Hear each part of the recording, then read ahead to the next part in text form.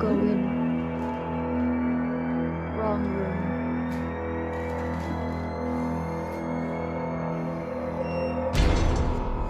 Yes.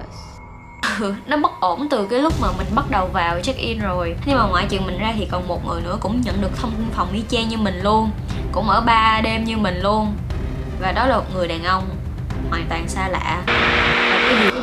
Ok, xin lỗi mọi người vì cái phần intro nó có hơi ghê rợn và rùng rợn một xíu. Thế nhưng mà bởi vì nó cũng là một trong những cái highlight hơi ngoài ý muốn lắm trong cái chuyến đi này, nên mình cũng muốn để đầu cho mọi người biết. Nhưng mà ngoài cái sự cố đó ra thì còn lại chuyến đi Đà Nam của mình khá là healing, như mong muốn của mình. Cho nên là nếu mọi người muốn biết chuyện gì đã xảy ra thì hãy theo dõi clip nhé. Hello mọi người, hiện tại thì mình đang ở Đài Nam. Không biết tại sao những ngày trước mình đi á, thì ngày nào trời nắng cũng đẹp hết á. Mà ngay khi mình vừa tới Đài Nam á, thì Đài Nam chào đón mình bằng một ngày mưa tầm tã. Như mọi người thấy trên đường nè, không có một chút nắng nào hết. Thôi kệ, không sao, dân chơi không sợ mưa rơi. Và mình cũng đang rất là hào hứng để đi những địa điểm quay phim Muốn Gặp Anh. Mình nhớ là bây giờ thì hết rồi, thế nhưng mà 4 năm trước lúc mà bộ phim mới ra, bản truyền hình mới ra và khá là nổi á, thành phố Đài Nam còn kiểu như là in hẳn một cái bản đồ du lịch, không phải in nhưng mà đăng trên web thì phải một cái bản đồ du lịch phim. Nhưng mà bây giờ thì lâu quá rồi nên là người ta không có còn cái đó nữa. Nhưng mà mình vẫn sẽ follow những cái đó, follow những cái địa chỉ mà mình có thể tìm được bằng hết sức khả năng của mình để check in và chip moment với chồng yêu Hứa Văn Hán của mình nha.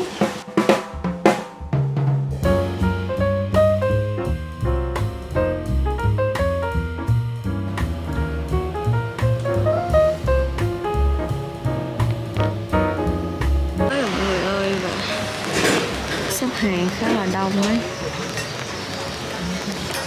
Thì địa điểm đầu tiên mà mình đến đó chính là quán mì huyền thoại trong phim Muốn Gặp Anh. Bạn nào có Muốn Gặp Anh rồi thì chắc cũng sẽ biết đây là cái quán mì mà quay rất là nhiều phân cảnh, ba nhân vật chính ngồi ăn và nói chuyện với nhau, và rất là nhiều những cái plot twist cũng được chia sẻ từ đây luôn. Bởi vì quán mì này nổi tiếng tự nhờ cái bộ phim này, cho nên là khi mà bước vào quán mì mình cũng thể thấy là chủ chia sẻ rất là nhiều hình ảnh trong quán, cũng như là chữ ký của những diễn viên, trong đó có chữ ký của cả Hứa Văn Hán nữa.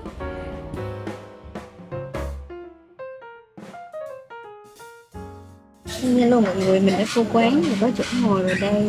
Nên mình muốn ngồi cái chỗ ngoài cửa sổ với poster của anh Hứa Văn Hán, nhưng mà có người ngồi rồi cho nên là mình sẽ ngồi đây hơn. Không sao, kế bên có bức tượng kèm những cái tấm ảnh, rồi làm phim ở đây quay phim cũng được. Thì mình gọi là một ly nước chanh, tại mình không muốn trà sữa tại mình sợ nặng bụng, với lại một bánh mì nướng cá ngừ, với lại một tô mì udon lát nữa ra sau. Ra là mình mới xem biết tới anh Hứa Văn Hán và xem Muốn Gặp Anh hồi năm ngoái rồi, tại năm ngoái là cái bản điện ảnh của phim nó ra rạp á, không biết tại sao phải thời điểm đó trên Facebook của mình á siêu nổi, kiểu đi đâu cũng thấy Muốn Gặp Anh hết. Cái mình cũng tò mò mình xem thử, mà để hiểu bản điện ảnh thì phải xem bản truyền hình trước, nên mình đúng nghĩa là mình chạy KPI xem bản truyền hình trong vòng 3 ngày. Và mình thấy phim khá là hay, nó thú vị, nó không có rắc rối trên mạng nói rồi mọi người xem just go the flow thì sẽ rất là dễ hiểu. Và đúng là visual của anh Hứa Văn Hán trong phim đó là bừng bừng luôn. Trong cái năm đó mình biết phim đó xong rồi, cùng năm đó thì ảnh ra cái phim mà Chuyện Tôi Và Ma Quỷ Thành Người nhà đó, thì mình cũng đi xem nữa. Tại vì tô mì udon của mình tới về đây siêu to luôn. Mẹ của mình đi chanh cái bánh mì sandwich.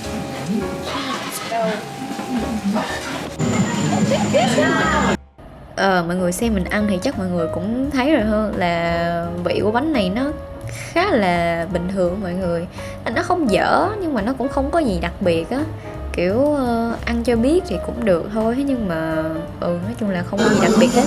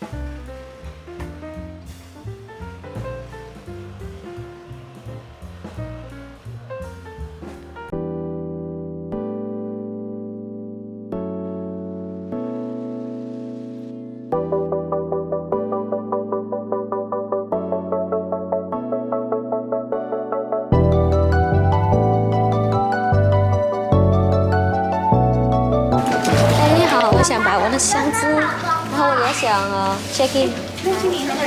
好的。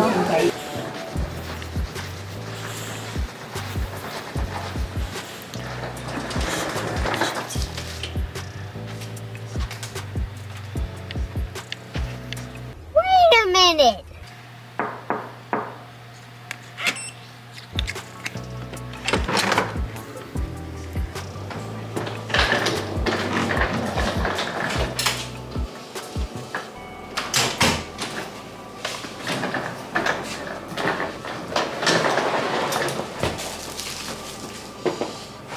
Hello mọi người. Ây da, hơi tối nha.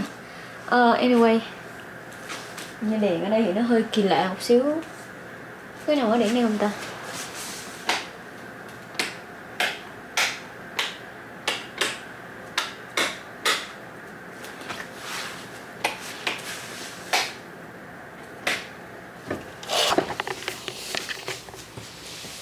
Hôm nay cũng vậy à. Bên đây là ok nhất. Người hiện tại thì mình đã về khách sạn rồi, mình đã check in và yeah, đây là phòng của mình. Lát nữa có thể mình sẽ room tour sau, nhưng mà đại khái thì phòng này khi mà về tới đây rồi á thì mình mới muốn kể mọi người nghe một cái câu chuyện đặt phòng rất là gian nan và hơi chấm than nhưng mà chấm hỏi thôi á ở Đài Nam của mình. Thì những cái bữa trước mình đi Khánh Tiên với lại Cao Hùng á thì mọi thứ đều khá là suôn sẻ, đặt phòng rất là ok, giá ok, chỗ ok. Mà chỉ có khi mình tới Đài Nam á thì mình đặt phải, đây không phải khách sạn đầu tiên mình đặt trước đó là mình đặt một cái khách sạn khác, cũng ở cách đây khoảng 1-2 cây rồi, nhưng mà thì cái khách sạn đó khá là SOS. Thì lúc mà mình xem trên Agoda á, thì mình thấy nó khá ok, review cũng được, nên là mình đặt một lần 3 đêm luôn, tại mình ở Đài Nam 4 ngày 3 đêm. Thế nhưng mà mọi thứ nó bắt đầu bất ổn từ cái lúc mà mình bắt đầu vào check in rồi. Thì điều đầu tiên đó là cái khách sạn đó nó không có gửi cho mình cái thông tin để mình check in vô phòng mình, cho nên là khi mà mình vào mình không biết phải check in làm sao hết. Mà cái reception desk cũng không có ai luôn, không một ai cả. Mình nhắn tin người ta cũng không trả lời. Mình kiểu mình siêu hoang mang luôn, mình nghĩ trời đất ơi, không lẽ tối nay mình ngủ ngoài đường. Và sau đó thì khách sạn cũng trả lời qua Agoda, cho mình số phòng rồi cái kiểu. Và đặc biệt nhất là cái địa chỉ nó không có rõ ràng. Cái địa chỉ ghi trên Agoda thì nó khác với cái địa chỉ phòng của mình. Không biết nó có 2 căn hay gì đó, nhưng mà nó không có ghi rõ. Nói chung là nó không ghi rõ, mà mình hơi khó chịu chuyện đó rồi. Sau đó thì mình vô phòng. Thì cái điều đầu tiên mà khiến cho mình khó chịu ở chỗ đó nữa là, không phải điều thứ hai nhờ, đó là nó không có thang máy. Ok, không có thang máy, fine. Mình cũng không có vali của mình, không có nhiều đồ, I'm a strong girl. Nhưng mà cái điều khó chịu thật sự khó chịu nè, là khi mình bước vô phòng á, không phải bước vô phòng mà khi mình bước vô cái nhà đó thì sộc vô mũi mình đó là một cái mùi mà giống như mùi thuốc lá vậy mọi người. Mình không biết là nó có dùng tinh dầu gì cái mùi đó hay không, mình không biết. Nói chung là cái mùi đó rất là giống mùi thuốc lá, nó rất là hăng, rất khó chịu, mình khan cả họng luôn á. Và khi mà cái mùi đó nó vẫn không hết khi mà mình bước vô phòng mình, kiểu cái phòng của mình nó nồng nặc cái mùi đó luôn á, mình rất là khó chịu kinh khủng khiếp. Mình muốn mở cửa ra để cho nó thoáng, nhưng mà đối diện thì lại là view là nhà hàng xóm, mình không có tiện mở. Cái là mình thật sự phải sống trong cái phòng đó, trong cái mùi đó cả đêm. Mà mình nghĩ trời, đằng nào cũng chỗ đi ngủ thôi, không sao đâu. Lúc đó mình rất là mệt rồi, mình không có muốn làm gì nữa hết á. Sau đó thì mình pack đồ ra, mình tắm rửa rồi cái kiểu. Rồi cái kiếp nạn tiếp theo của căn phòng đó là đèn đóm trong căn phòng đó rất chi là không có hoạt động. Kiểu cái phòng đó nhìn trên hình đó thì nó, để mình gửi mọi người coi để hình nè, thì nó nhìn trên hình nó rất là aesthetic đúng không, nhưng thật ra ngoài đời nó không phải là aesthetic mà nó là cũ đúng nghĩa đen luôn. Và đèn cũng rất là cũ, kiểu mình bấm nó không có ăn, lúc thì nó lên, lúc thì nó không có lên, kiểu mình không hiểu nổi tại sao luôn á. Rồi đó thì mọi thứ nói chung là trong cái phòng đó mọi thứ rất là bất ổn. Mà mình vô thì mình cảm giác rất là bất an. Mà không sao, chỗ đi ngủ thôi mà, mình tự nói với lòng mình như vậy. Thế nhưng mà cái kiếp nạn lớn nhất mà mình nghĩ là thật sự lớn nhất trong bao nhiêu năm đi chơi và trong những lần đi du lịch một mình, thì đây là cái kiếp nạn lớn nhất mình từng trải qua luôn á. Đó là khách sạn đó, mình không biết bằng cách nào đó, mình không biết thôi, nhưng mà khách sạn đó lại gửi thông tin phòng của mình gửi nhầm hay sau đó gửi nhầm cho mình hoặc cho ai đó mình không biết, một trong hai, giống như họ gửi, tức là ngoài trừ bản thân mình ra, mặc dù mình đặt phòng nói chung mình ở nha, nhưng mà ngoại trừ mình ra thì còn một người nữa cũng nhận được thông tin phòng y chang như mình luôn, cũng ở 3 đêm như mình luôn, và đó là một người đàn ông hoàn toàn xa lạ. Và cái điều ghê nhất đó là lúc đó là 2 giờ sáng, gần 3 giờ sáng rồi, mình chưa ngủ, thì cái tự nhiên mình nghe tiếng có người cố gắng mở khóa vô phòng mình.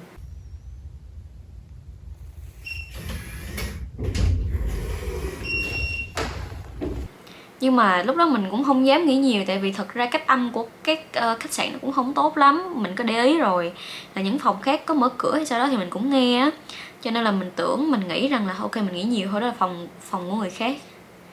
Thế nhưng mà không mọi người ơi, thật sự là có người đang cố gắng vào phòng của mình lúc 3 giờ sáng, và họ thật sự đã vào được. Lúc mà người đó mở cửa ra á, kiểu mình với người đó nhìn nhau sượng trân luôn. Và mình lúc đó rất là sợ luôn á, kiểu chuyện gì đang xảy ra vậy. Mình đang rất là mệt và rất là sợ và rất là đủ thứ hết, mà đèn mở không có lên nữa. Thì đó, cái lúc đó là mình mới nói cái người đó bằng tiếng Anh, tại vì mình để không biết nữa. Nói chung là sau đó thì mình mới nói là hình như là bạn vô lộn phòng rồi, mà đó là người đàn ông nha mọi người, hoàn toàn lạ luôn. Wrong room.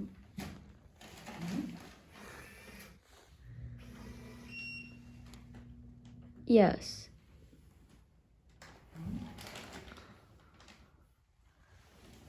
That's weird. So.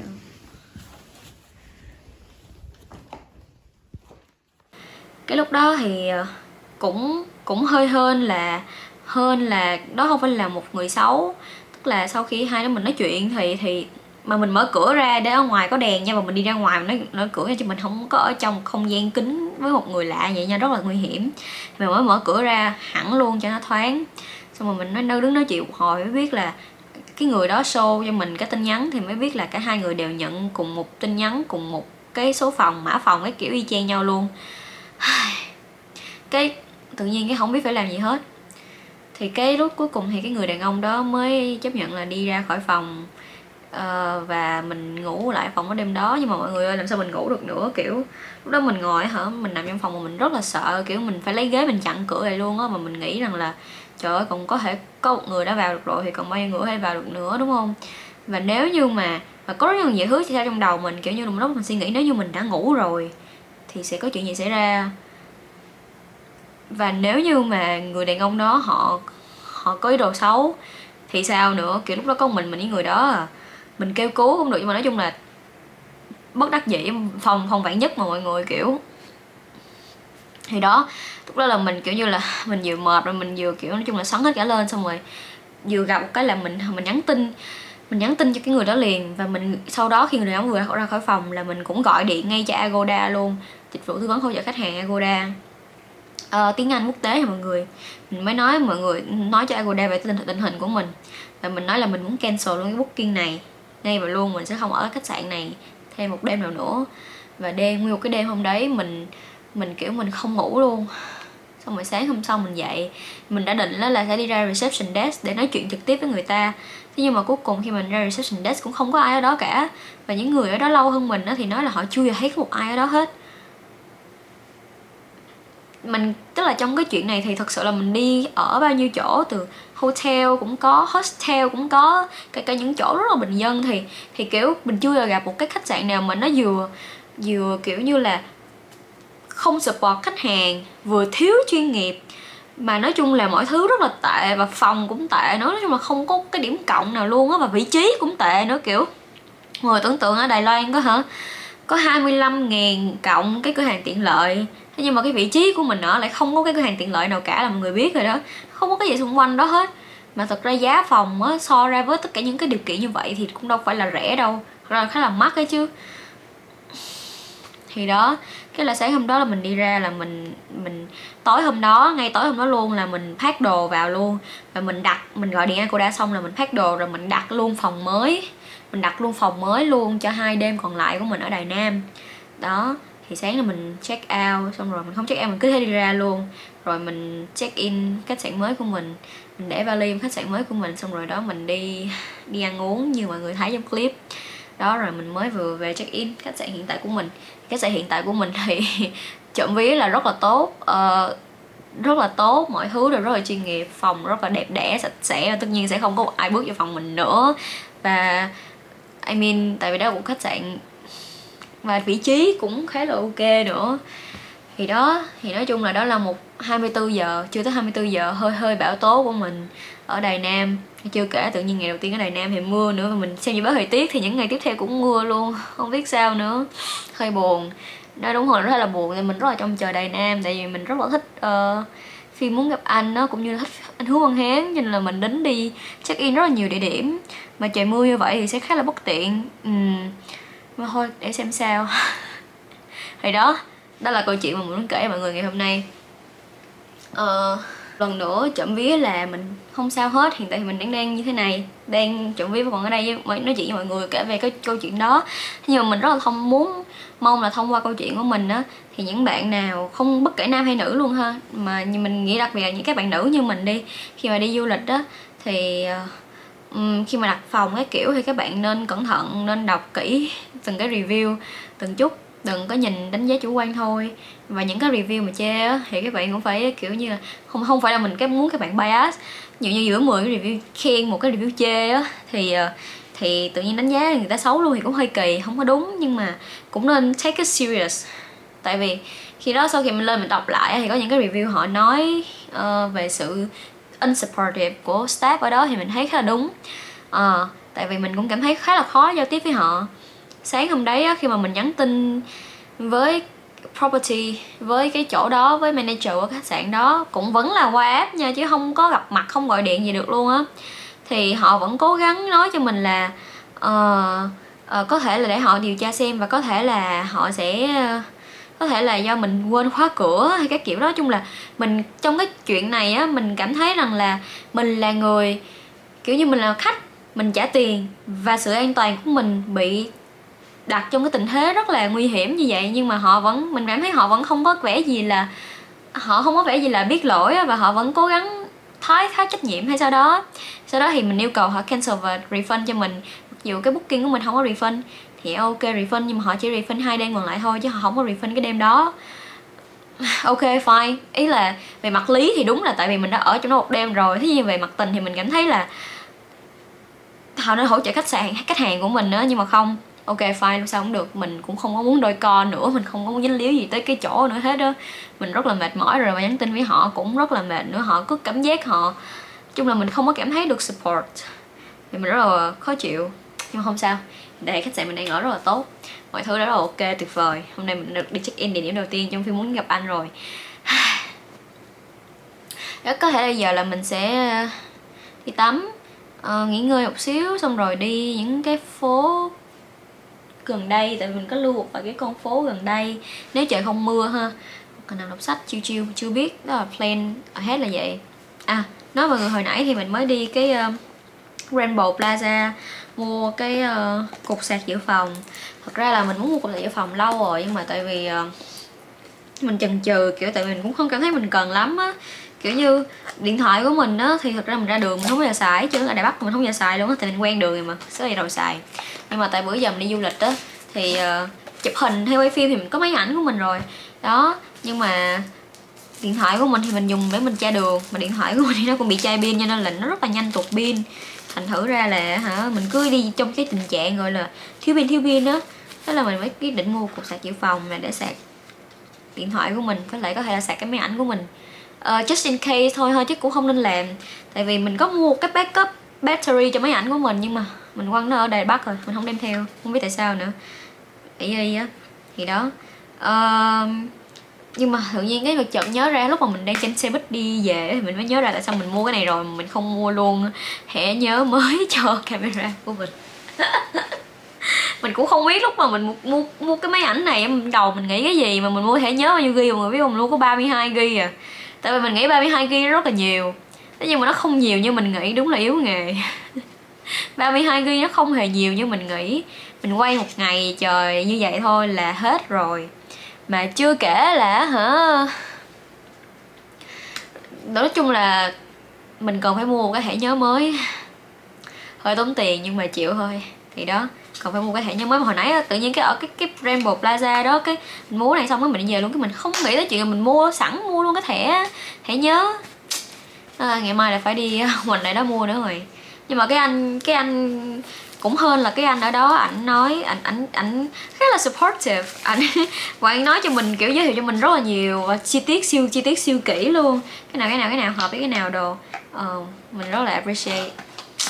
Thì đó là mình đã có cái cục sạc dự phòng như vậy. Sau này thì sẽ hết sợ, không hẳn là hết sợ thế, nhưng mà tạm đi, gọi như là tạm.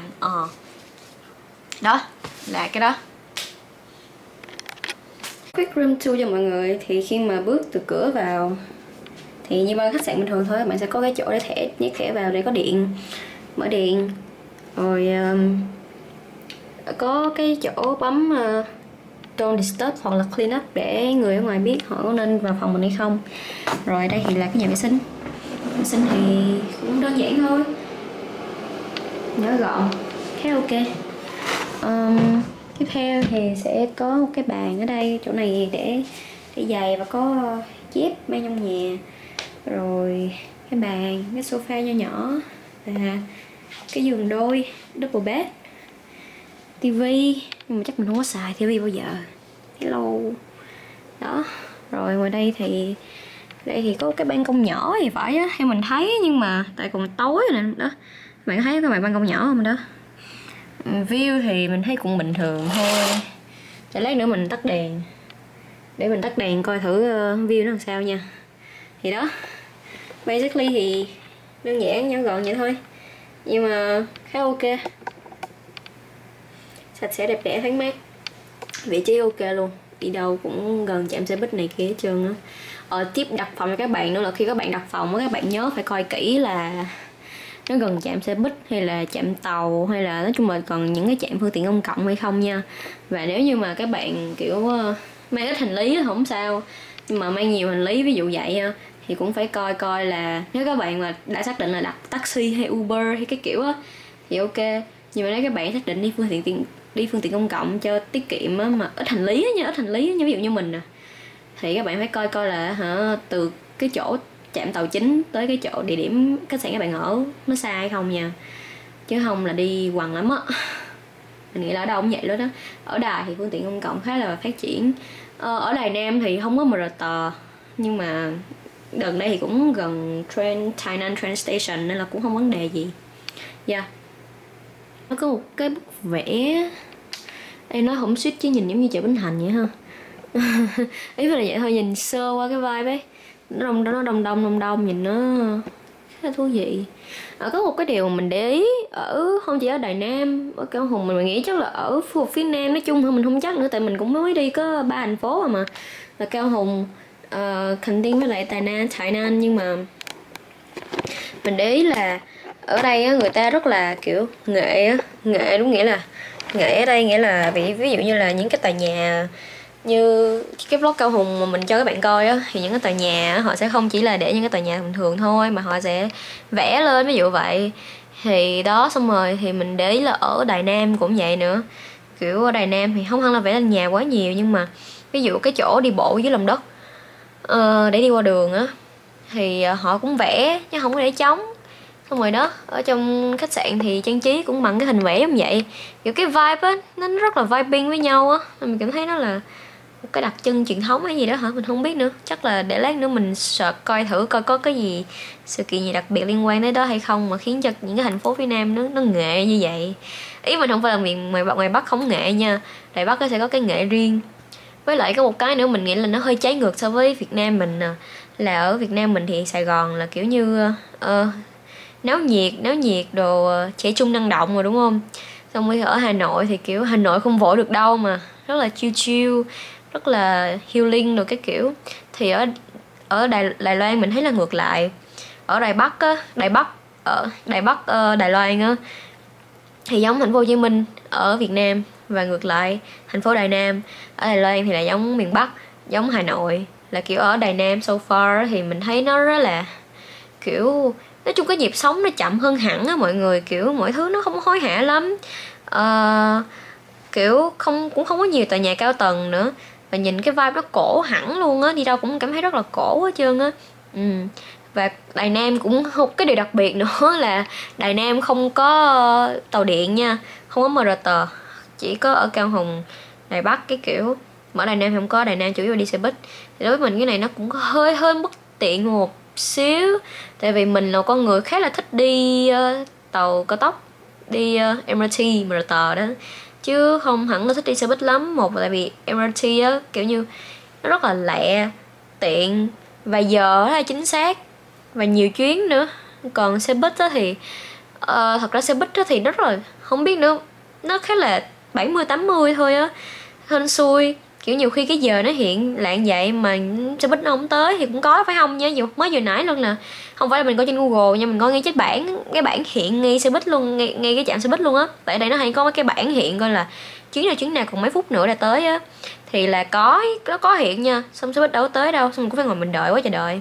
Thì đó là một cái mình thấy nó hơi hỏi chấm khi mình đi xe buýt, thì cũng hơi bất tiện ở bên đây là vậy. Nhưng mà I mean nó cũng là một trải nghiệm, mình đâu có thể expect thành phố nào, nhưng thành phố nào nó vậy thì có gì để nói nữa. Thì đó, mà so far thì mình thấy không khí khá là bình yên. Các bạn có thể tới đây đi sống chậm lại giữa thời gian vội vã để lắng nghe mình nhiều hơn rồi các thứ. Morning everyone. What a gloomy day. Sáng mọi người, mình mới vừa ngủ dậy, rồi một giấc rất là ngon. Sorry mọi người thấy mắt mình nó hơi ướt, tại vì mình mới vừa nhỏ mắt xong á, cho mình tỉnh với lại để rửa mắt nữa.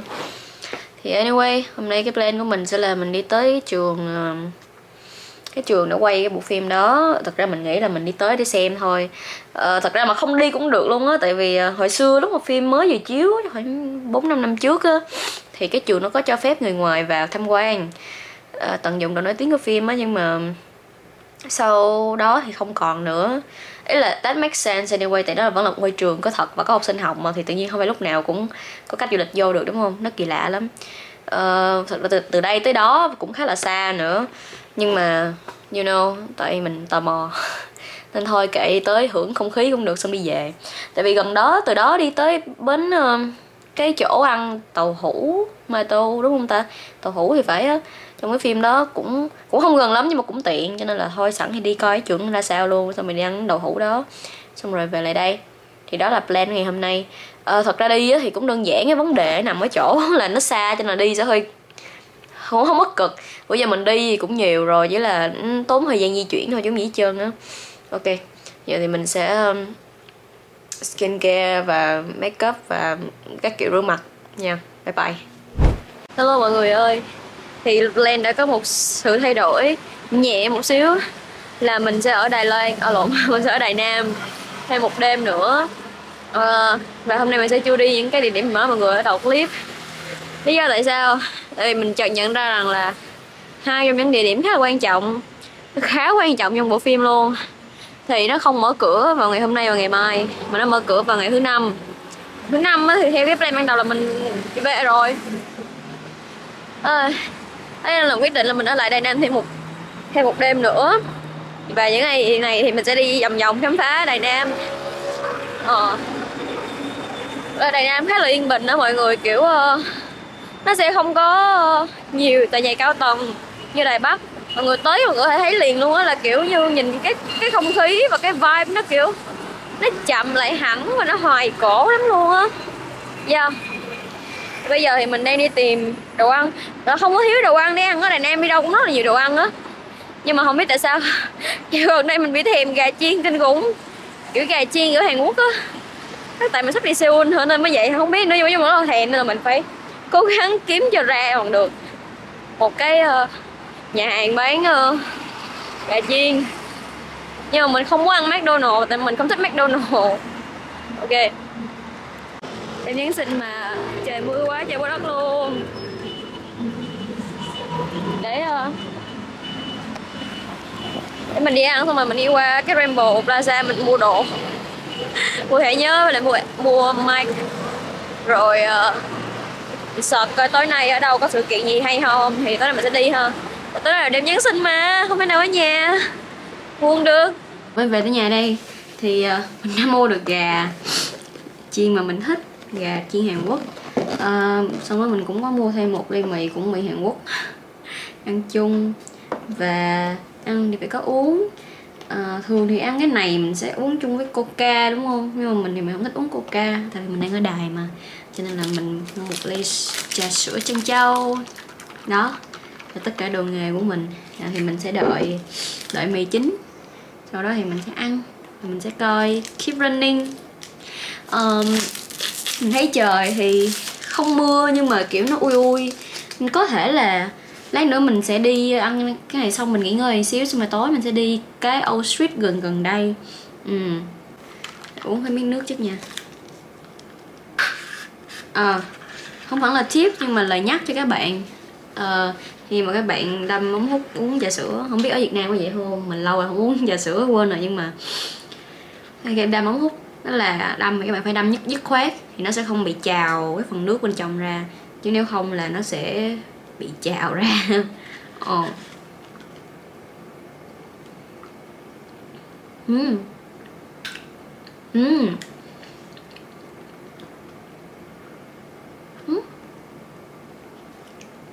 Khá ngon ấy chứ.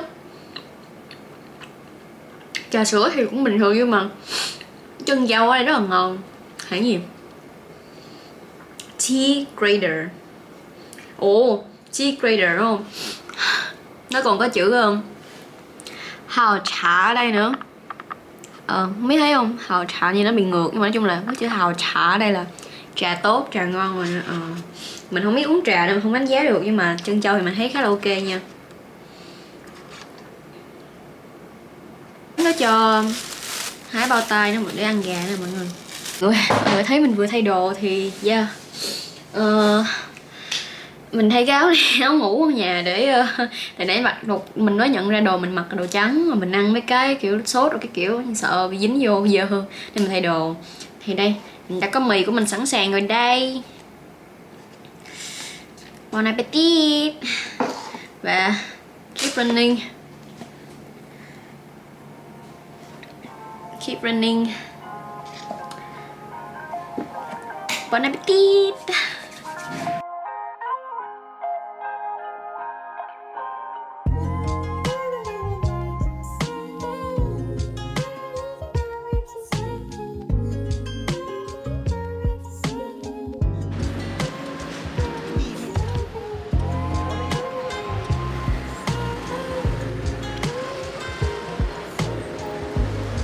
Mình mới vừa gia hạn phòng với lại khách sạn xong.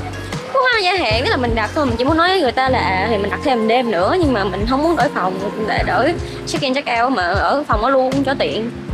Bây giờ thì mình sẽ đi tản bộ. Tối nay thì trời khá đẹp, trộm vía. Mọi thứ trang trí cũng đẹp.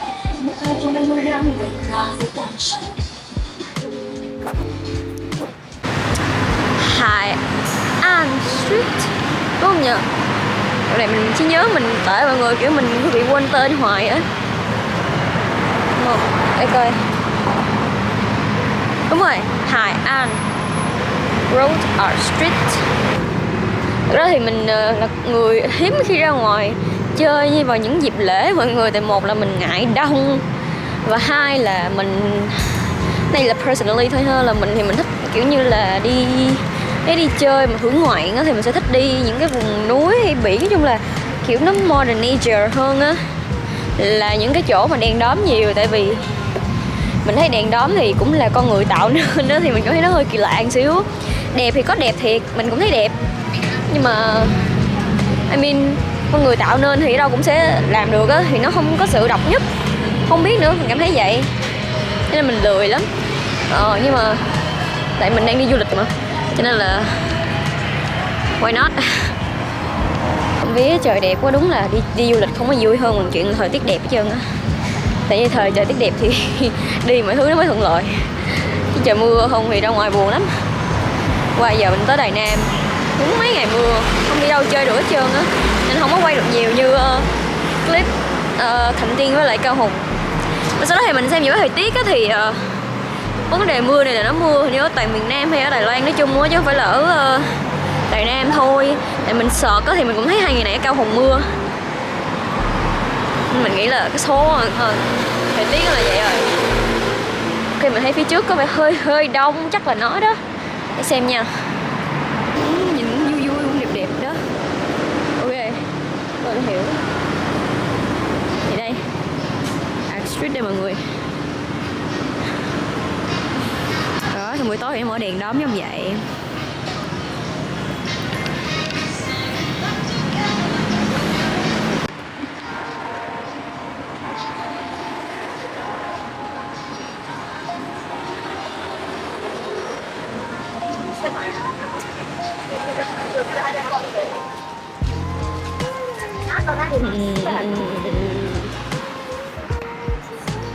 Không có gì hết nhưng mình nghĩ là mình sẽ chắc là mình sẽ đi một cái street khác cũng khá gần đây là Shin Nong Street. Ok, let's go. 这些人到底想怎样？利用这样的性能让这块压缩。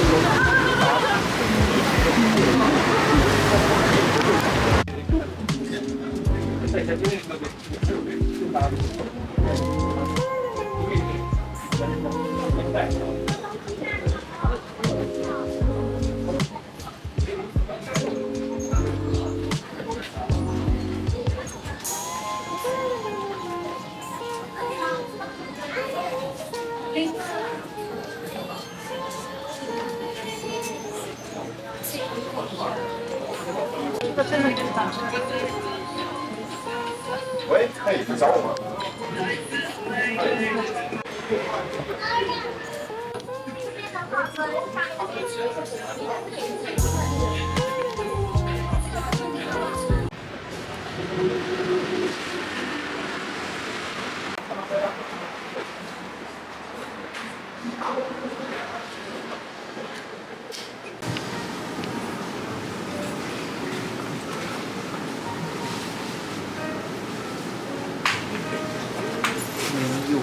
没有啊，对，没有啊。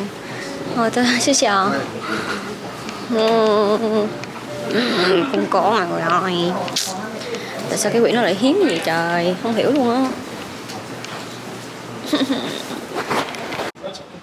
On my way to the second bookstore.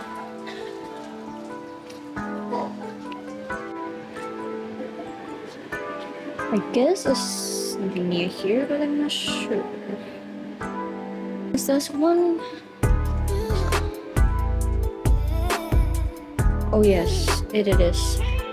I had to get in early.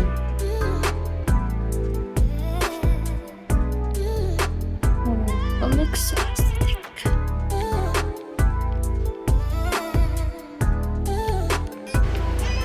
Under reparation. Không có mở cửa. Không mở cửa.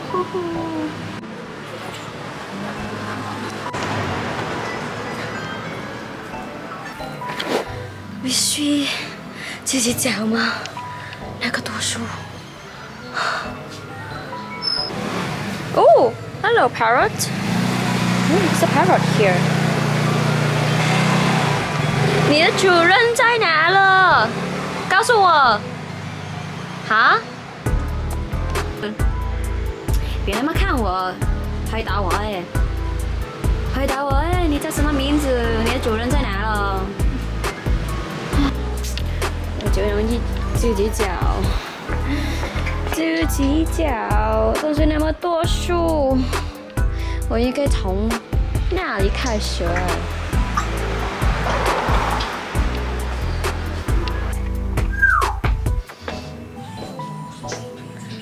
不好意思，请问你还有那些年我们一起追的女孩吗？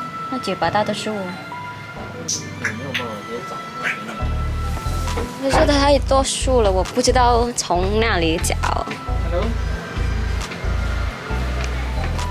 啊、哦，好的，谢谢。真的不是太有名了，那它应该有多了。而且蛮久了，10年有了。10年有了，它这个可能我还没找到我的书号. Vẫn không có, buồn quá đi thôi. Một cái art museum nhìn siêu đẹp luôn, unexpectedly tìm thấy. Ây dồ. Đây.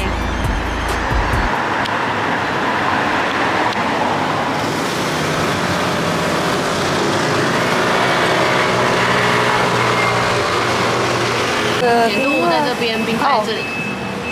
小冰，正常甜正常，对，那是冰小冰，对。那你要加料吗？我会很推荐寒天哦。不用。那你需要袋子吗？这个等我一下。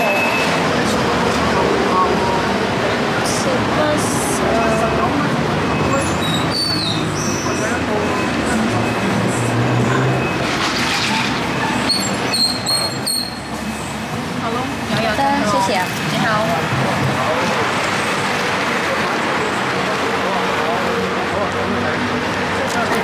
Thì mình có mua một ly trà chanh ở đây để tối vừa coi phim hay làm gì đó vừa uống.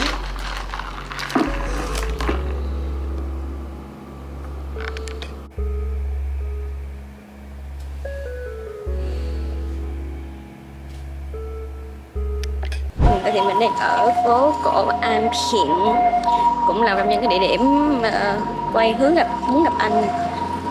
Đây là địa điểm mà Lý Tử Duy gặp Hoàng Phủ Huyên lúc bé.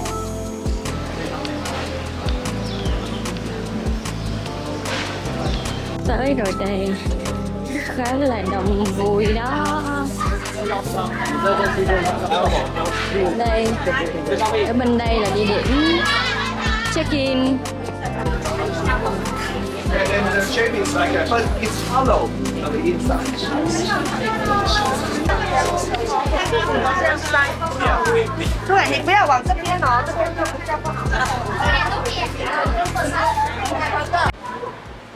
Hello mọi người, hiện tại thì mình đi vào một cái quán ăn random mà mình thấy ở trên phố, có chỗ ngồi ăn mà thấy cũng khá là ngon.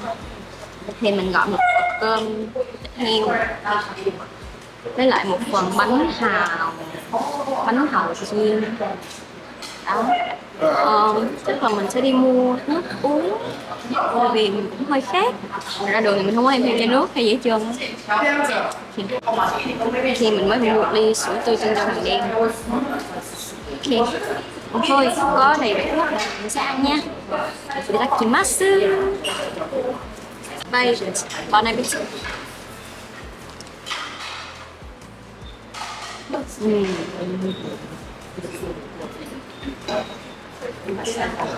Nấu cơm bịch khó Việt Nam mình mọi người, nhưng mà nó ngấy hơn, nó hơi ngấy, phần thịt mình thấy nó hơi nhiều mỡ hơn một xíu, mà ăn cũng được.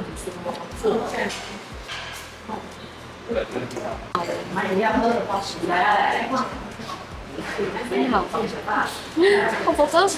Từ từ nha, mình cầm hơi su xíu nha.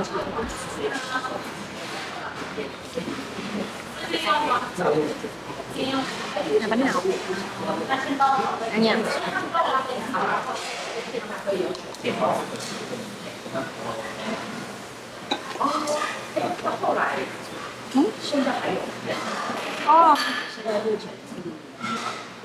Có hàu, nó trắng rồi. Hình như là có hẹ ở trong nữa. Mình nghe có mùi hẹ nữa. Trong mùi hẹ rất là rõ ràng. Hàu hẹ với lại bọc miếng bánh gì nhìn nó một miếng bột. Ăn cũng vui miệng. Chắc để mình đi lấy sốt chấm chung xem sao. Thì có một vài loại sốt mình cứ lấy chút tương như vậy. Ủa sao nó thành là trái tim luôn hay vậy? Đó là hai loại sốt khác nhau mình để riêng ra. Đó là tương ớt với cái tương đậu đen bình thường thôi. Thì để mình chấm chung với hàu. việc cơm á thì là người ta chan nước thịt khá là đậm rồi á, cho nên là không có cần phải chấm thêm cái sốt gì nữa hết đó, chỉ có hàu thì mới còn chấm thêm sốt. Sau đó mình có thấy mọi người tìm nữa, thấy mình tìm là tại vì mình đang tìm giấy. Bây giờ mình coi nè, cái cơm nó kiểu đó để chan nước rất nhiều luôn ấy, nên nó đã khá là đầy đủ vị các kiểu rồi. Okay.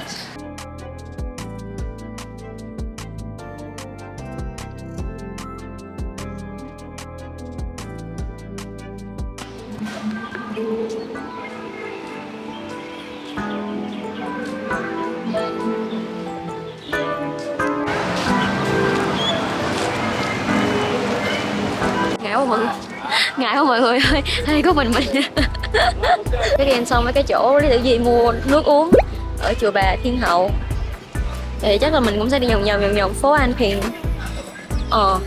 Thì xung quanh đây cũng đẹp, mà hôm nay trời nắng nữa, cuối cùng cũng đợi được ngày trời nắng của ở Đài Nam rồi. 2 ngày trước mình tới Sukarna, trời ơi trời âm u mưa gió buồn lắm, mà bây giờ thì nắng lên rồi. Ngày mai trời cũng sẽ nắng thì có thời tiết là vậy, cho nên là mình sẽ đi, ngày mai thì mình sẽ đi nốt 3 địa điểm còn lại. Xong có thời gian thì mình sẽ đi, nếu có thời gian mà mình cảm thấy không có thời gian lắm, tại vì mình còn phải tính thời gian đi tàu từ Đài Nam về lại Đài Bắc nữa. Đi tàu cao tốc thì lẹ, nhưng mà mình không muốn bắt tàu cao tốc này nó mắc, mình sẽ đi tàu bình thường, tàu bình thường từ đây về lại Đài Bắc chắc cũng phải 5 tiếng. Yeah, trời đẹp quá.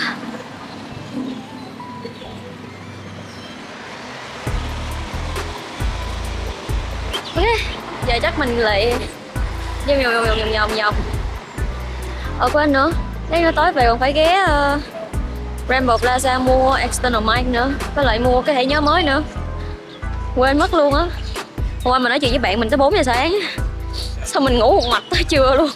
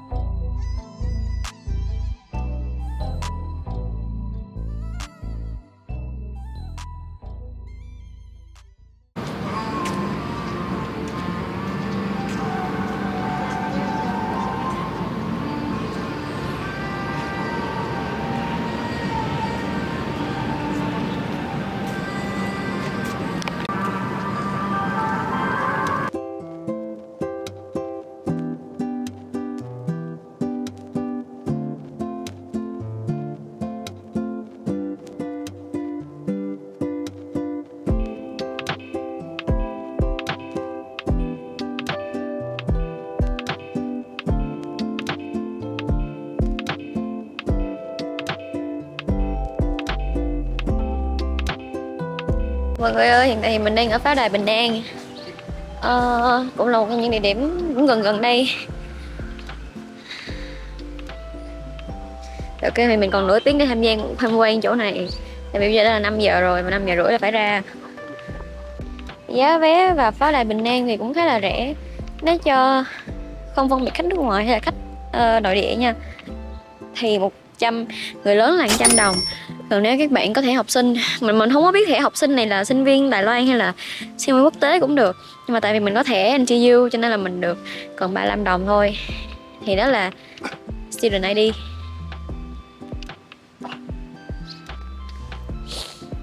Đó, ở đây bên đây nó chở. Rồi lại phải đeo những bậc thang. Chuyến đi này mình leo quá trời leo.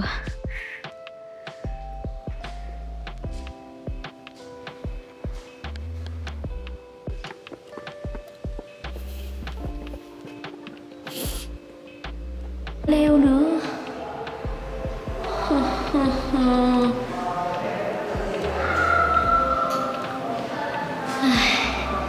Không sao, cố lên.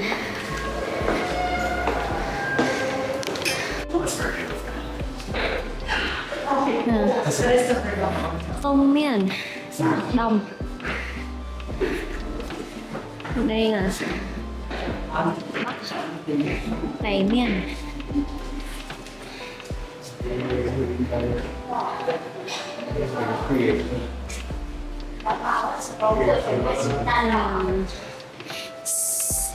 Si miền. Đó. Và cuối cùng là Bắc Nam. Nam miền.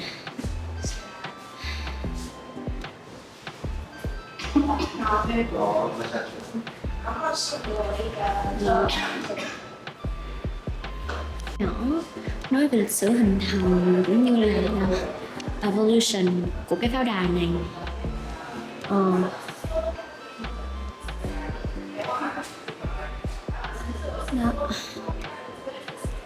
Ở đây có cả tiếng Trung, phần thể ở trên, tiếng Anh và tiếng Nhật. Hôm nay tiếng Nhật khá là nhiều, kiểu mọi người nói tiếng Nhật với mọi người. Đài Loan từng bị Nhật đô hộ. Thì đó, đây là từng giai đoạn nè, ví dụ giai đoạn nè Japanese rule period nè, under Japanese colonization nè, thời nhà Thanh, Qing Empire period, thời nhà Thanh.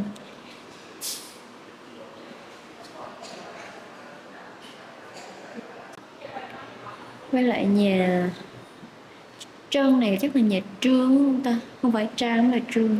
Để mình search lại nha, mình chỉ Trân đó là gì mình quên rồi. Ok, mình mới search thì Trân là họ Trịnh nha mọi người ơi. Thì đây là chữ giản thể nè. Còn chữ phồn thể đây nè. Đó, chữ phồn thể thì giống như cái chữ ở trên đây. Đó. Cái chữ cái bên chữ Miên đó, chữ thứ hai đó. Đó là chữ Trân. Nhà Minh và nhà Trịnh. Ok.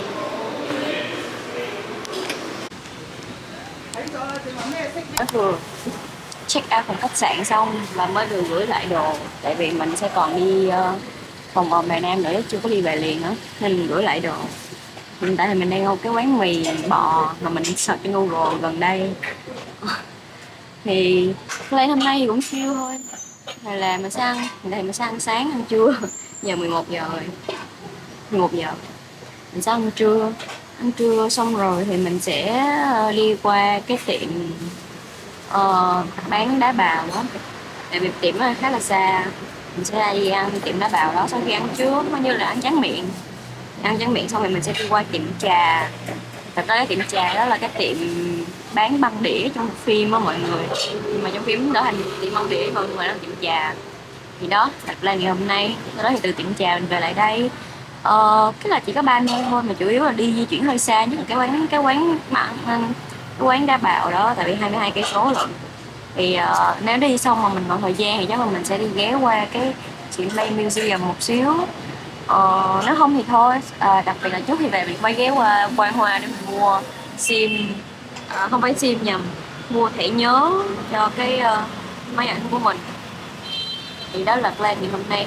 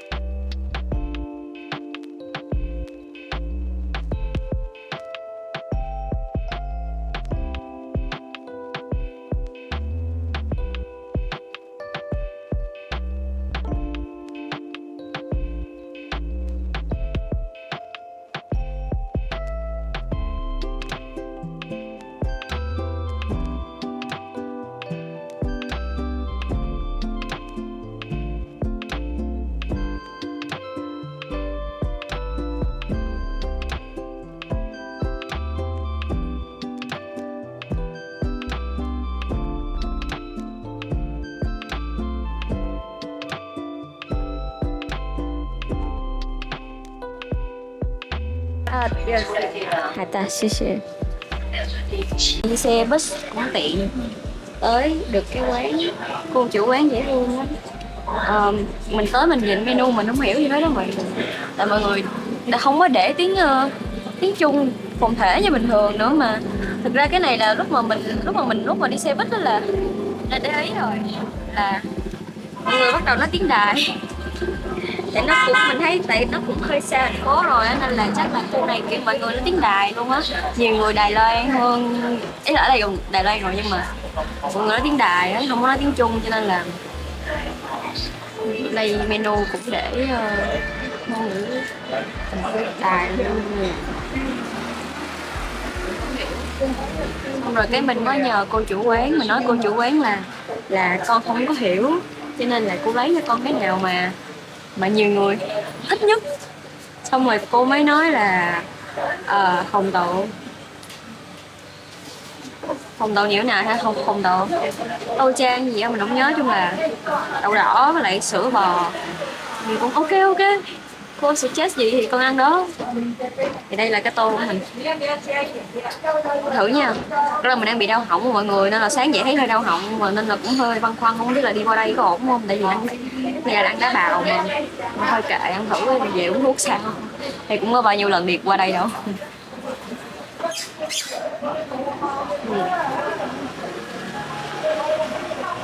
Đó là đá bào bình thường thôi mọi người, đá bào với lại sữa gì Dance Milk, sữa ống thỏ kiểu vậy á, sữa đặc đó, rồi với lại thêm vài miếng đây đậu đỏ, rồi vậy thôi. Ăn mát là ăn mát, cái này mình nghĩ là mùa hè ăn sẽ mát á, mà lại đang mùa đông á nên là ăn thì mình thấy hơi rén một xíu thôi cũng được. Thì tấm hình nha.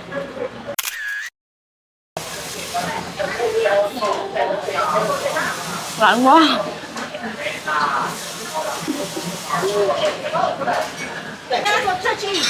Thôi đá bào của mình nó thành nước hết rồi.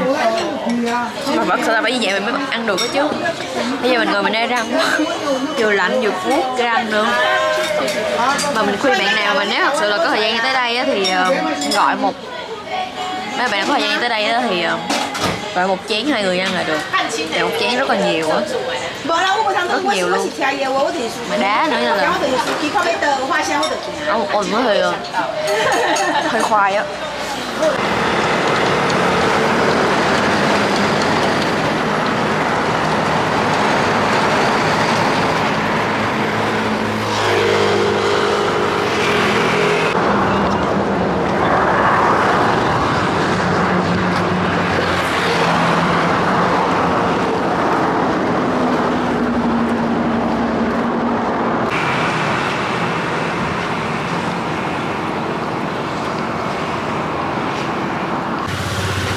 Cái mọi người một câu chuyện cũng rất là câu chuyện là tình hình là cái địa chỉ trên Google Maps nó không có đúng, thì đại khái là cái quán trà đó nó đã đổi địa chỉ rồi mà Google Maps chưa cập nhật. Xong rồi mình mới đi tìm thì mình mới gặp người dân ở đó, thì cái chú kia chú biết mình đi tìm cái quán trà đó cho nên là chú mới nói mình là cái quán trà đó đổi địa điểm rồi và mình phải đi tìm, và chú đưa cho mình cái địa chỉ mới. Bây giờ thì mình phải đi theo cái địa chỉ mới đó. Chú nói địa chỉ mới cách đây rất là xa, thì mình sợ Google thì đúng là hơi xa thiệt, 3 cây số 3-4 cây số gì đó. Bây giờ phải ra bắt chuyến bus khác. Muốn gặp anh gian nan quá. Thôi kệ, trải nghiệm có 102 trong cuộc sống này.